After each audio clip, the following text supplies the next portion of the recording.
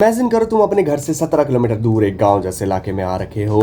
रात होने वाली है, तुम्हारे पास पैसे खत्म हो चुके हैं, तुम्हारे फ़ोन में रिचार्ज नहीं है और तुम बिल्कुल अकेले हो। तुम घर कैसे आओगे?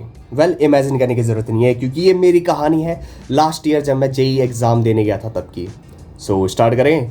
हे फेलस, दिस इज निशांत और स्टार्ट करते हैं स्टोरी टाइम। सो बाल थोड़े से ठीक कर दिया। अब थोड़ा सा इसमें कॉन्टेक्स्ट वगैरह दे देते आखिर हो गया था। देखो, ये अप्रैल वाला टाइम था, जनवरी वाला तो मैं अपने दोस्त के साथ गया था तो उसमें ज़्यादा प्रॉब्लम नहीं आई। सो बात ऐसी थी कि देखो, दिमाग में मेरे क्या था, बोर्ड्स का एग्ज़ाम दे रहा हूँ, एडमिट कार्ड एक चाहिए बस, और बाकी पेन दो चार रख लिया, बस चले गए स्कूल, गए वहाँ के करके आ गए पेपर, दैट्स इट। और 27 तारीख को मेरा था CS का एग्ज़ाम। सो वही मैं दे रहा था तो मेरे दिमाग में वही बस गया कि बस एडमिट कार्ड चाहिए, पेन चाहिए, बस दैट्स इट। एंड मेरे दिमाग में यही था क्योंकि मेरा मेन टेंशन ये नहीं था कि मेरे को क्या क्या डॉक्यूमेंट चाहिए, मेरा मेन टेंशन था कि मैं किसके साथ जाऊँगा। क्योंकि मेरे किसी भी दोस्त का साथ में एग्ज़ाम नहीं पड़ा था। मेरा था 7 अप्रैल शिफ्ट 2, तो मेरे साथ किसी का नहीं था। मैं सोचा कि किसके साथ जाऊँगा, तो कोई मिला ही नहीं। मैंने कहा ठीक है भाई, अकेले चलते, फक इट। एंड मेरे फ़ोन में कभी रिचार्ज होता नहीं है क्योंकि भाई किसी का फ़ोन ही नहीं आता, अफसोस की बात है। सो मैंने कर लिया कि स्क्रीनशॉट ले लिया अपने रास्ते से कि इस मेट्रो से जाना है यहाँ तक, फिर यहाँ से मेट्रो चेंज करना है, फिर पहुँच जाएंगे एक रास्ते से डायरेक्ट पहुँच जाएंगे अपना। और मेरा था घेवरा सेंटर, एकदम वाहियात गांव में, पता नहीं क्या है, एकदम बेकार सा। एनीवेज, तो ये था, मैंने प्लान बना लिया कि यहाँ से चेंज करके यहाँ पे पहुँच जाना है, बस हो गया। तो ये था मेरे माइंड में सबसे बड़ा टेंशन। ये जैसे मेरा क्लियर हुआ, बस दैट्स इट, मैं चल हो गया एकदम। मैंने डॉक्यूमेंट देखे ही नहीं कि क्या क्या लगते हैं, और मैंने ना ही अपने दोस्त से बात करके भाई डॉक्यूमेंट और क्या क्या लगते हैं।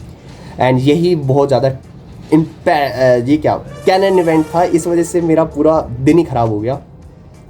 मम्मी ने पूछा फिर उसके बाद कि डॉक्यूमेंट और चाहिए, मैंने कहा नहीं, हो गया सब। और पूछा कि किसके साथ जा रहा है, मैंने कहा दिया कि दोस्त के साथ जा रहा हूँ, अब बताया नहीं कि मैं अकेले ही जा रहा हूँ। ओह माय गॉड, मैं अपना फ़ोन लिया, ठीक है, पैसे मांगे, पैसे कितने चाहिए मम्मी ने पूछा।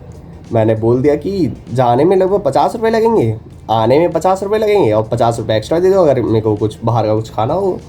फूड क्रेविंग मेरे को कम होती है, इस वजह से मैंने कहा कि 50 ही रुपये दो, बस हो जाएगा, 150 रुपये में अपना काम। एंड मम्मी कह रही कि भाई ज़्यादा रख ले, ज़रूरत पड़ जाएगी। एंड भाई मैंने बात नहीं मानी। प्लीज़ अपने पेरेंट्स की बात मान लिया करो इन सब चीज़ों में, उनको ज़्यादा एक्सपीरियंस है। ओ भाई, मैं निकल गया यहाँ से, मेट्रो पहुँचा, मेट्रो से मैं चेंज करके जैसे ही इंदर लोग एक मेट्रो स्टेशन है वहाँ पे पहुँचा, जैसे ही मैंने मेट्रो चेंज करा, और भी बहुत सारे बच्चे जेई एग्ज़ाम के लिए मेरे साथ आए। एंड सब बात करने लगे आधार कार्ड का। मैंने कहा फक, आधार कार्ड, मेरे पास तो आधार कार्ड है ही नहीं।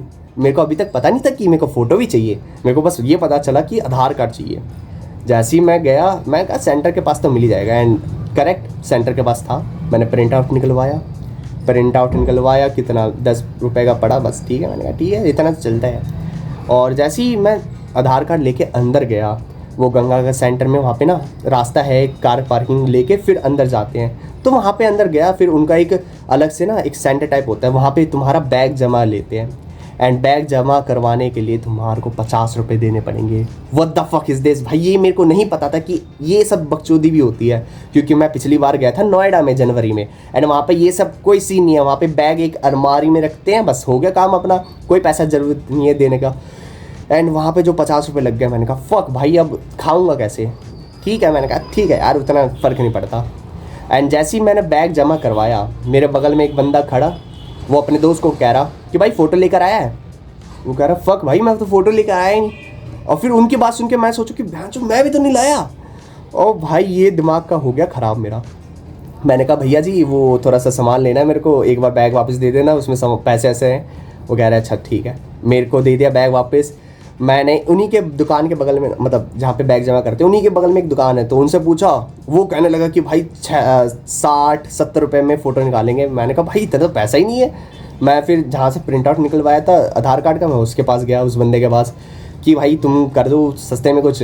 तब भी साले ने 50 रुपये ले लिया। उससे मैंने कहा कि भाई ये सब फ़ोटो है, कर दो कुछ तो जुगाड़ करो, कम कर दो पैसा। नहीं करा साले ने।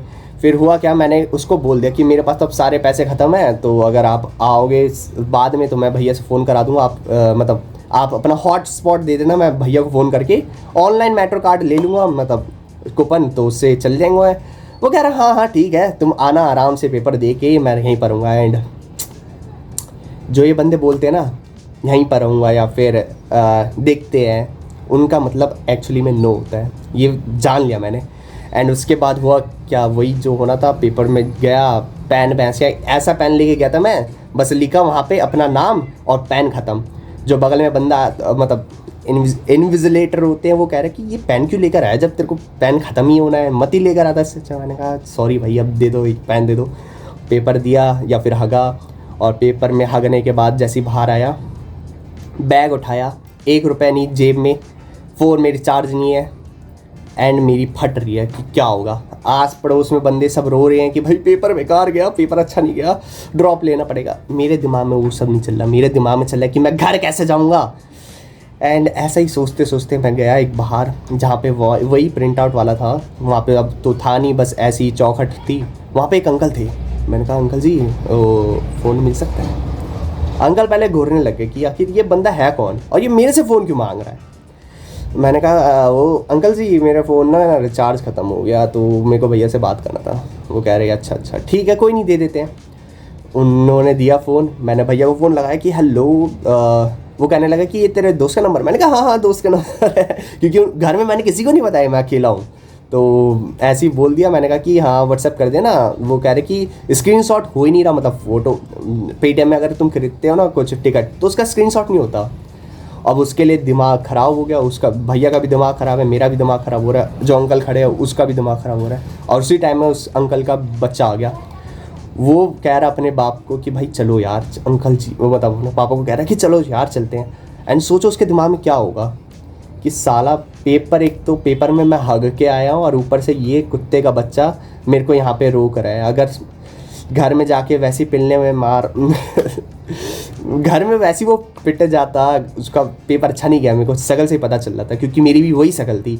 सो भाई वो रो रहा होगा कि मन में क्या हो रहा है भाई, ये कौन बंदा है, ये इसको फ़ोन क्यों दिया। एंड भाई जैसे ना जैसे करके हमने फिर भैया ने किसी और के फ़ोन से क्या कहते हैं फ़ोटो खींचा, फिर फ़ोटो खींच के मेरे फ़ोन में भेजा। मैं हॉटस्पॉट ऑन करके कर रहा उनका, और मेरे फ़ोन में आया फाइनली। कम से कम नहीं तो 10-15 मिनट लग गए ये सब करने में। एंड सूरज एकदम ढलते जा रहा, कुछ बचा ही नहीं है। एंड मैं जैसे ना जैसे करके उनको फिर कहा थैंक यू। मैंने भैया का फिर नंबर ब्लॉक मार दिया। मैंने कहा कि हाँ मैं अपने मेरे फ़ोन में कर देना कॉल। सो मेरे फ़ोन में कॉल करा, मैंने बात उठाया, बात करा। वो कह रहे कि ये फिर नंबर उस नंबर में कॉल क्यों नहीं लगा। मैंने कहा वो किसी और का नंबर था। वो कह रहे किसी और का नंबर कैसे, तू तो बोला तेरे दोस्त का नंबर है। वो कह रहा मैंने फिर कह दिया कि कौन दोस्त, मैं तो अकेला आया हूँ। और दिमाग ख़राब हो गया भैया का। वो कह रहा है कि अच्छा जी घर में बताया किसी को। मैंने कहा नहीं बताया। वो कह रहा है कि तू घर में आप पिटेगा। तो मैं सोच रहा कि ठीक है आ जाएंगे। वो मैं आराम से गया, फिर मम्मी का फ़ोन आया कि हाँ अकेले गया है। मैंने कहा हाँ अकेले गया हूँ। और भाई फिर कैसे ना कैसे करके मैं मेट्रो में गया वहाँ पे आराम से। इतनी भीड़ थी, QR कोड स्कैन करके मैं पहुँचा वापस से इंदरलोक, जहाँ पे इंटरचेंज है। एंड वहाँ पे जाके मैं हो गया थक गया। मैं आराम से बैठा हुआ, पहली मेट्रो तो मिस हो गई, फिर दूसरी वाले में के लिए इंतज़ार कर रहा। एंड वो पूरा दिन बेकार जा रहा था, बट समहाउ इंदरलोक में मैजिक हो गया भाई। हुआ क्या, बेसिकली मेट्रो आ रही एंड मेरे साथ 2 कपल, मतलब एक कपल जा रहा था, 2 बंदे, एक लड़का एक लड़की ऑफ कोर्स। सो मैं वहीं पर बैठा हुआ एंड मैंने उस लड़की को देखा। मतलब ऑब्वियसली वो मेरे से ज़्यादा उम्र की थी। मैं ऐसा उस इंटेंशन से नहीं देख रहा, समझ जाओ। सो वो जा रहे, मैंने देखा, oh my God fucking God भाई ये क्या है, बहुत सुंदर। मैं कसम से बता रहा हूँ, आज तक इतनी सुंदर लड़की मैंने रियल लाइफ में नहीं देखी थी। वो बहुत ही ज़्यादा सुंदर थी कसम से। एंड मैंने अपने दोस्तों को बताया, वो कह रहा है कि भाई लगता है इंदरलोक से अप्सरा आ गई। ऐसे ही था, मतलब हुआ क्या था कि हल्का फुल्का मैंने देखा, बस एक नज़र देखा, फिर उसके बाद मैं देख ही नहीं पा रहा। उनके क्या कहते हैं, फेस बहुत ज़्यादा मेस्मराइजिंग था, एकदम ऐसे चमक सा रहा, ऐसा रेडिएशन आ रही है, ऐसा लग रहा भाई, मतलब बहुत ही ज़्यादा ब्यूटीफुल मैंने आज तक नहीं देखा। एंड फिर वो अपने मतलब चले गए और मैं अपना आया मस्त अपना, मतलब मैं बता रहा हूँ पहली बार देखा है मैंने कि किसी पर्सन की वजह से, किसी रैंडम पर्सन की वजह से थोड़ा दिन ठीक हुआ, वरना तो भाई बहुत ही बेकार जा रहा था। और ठीक है उसका, और बाकी उनके बॉयफ्रेंड के बारे में बताया, वो भी अच्छा बंदा था, जेंटलमैन जैसे कहते हैं। सीट मिली थी तो उसने पहले उसी को बिठाया, बाकी खड़ा रहा बेचारा पूरे टाइम। और बाकी यही था स्टोरी। मैं घर पहुंचा, घर में जाके गाली सुना पहले घर वालों से, फिर भाई आया चाटे मारे, ऑब्वियसली डिज़र्विंग। सो यही था। फिर बाकी घर में आके मैं मस्त सो गया। फिर अगले दिन पूछा पेपर कैसा गया, क्योंकि उस दिन तो पूछा ही नहीं किसी ने। एंड पेपर मैंने बोला नहीं कि हाँ ठीक है ड्रॉप लेना पड़ेगा। फिर बता रहे अच्छा अच्छा ड्रॉप लेना पड़ेगा तेरी। यही था स्टोरी। एंड और भी दो चार ऐसी स्टोरीज़ हैं जो तुम्हें बताना चाहूँगा मैं, अगर इसमें अच्छा रिस्पॉन्स आया तो। That's pretty much it, bye. काफ़ी ज़्यादा यापिंग होगी भाई।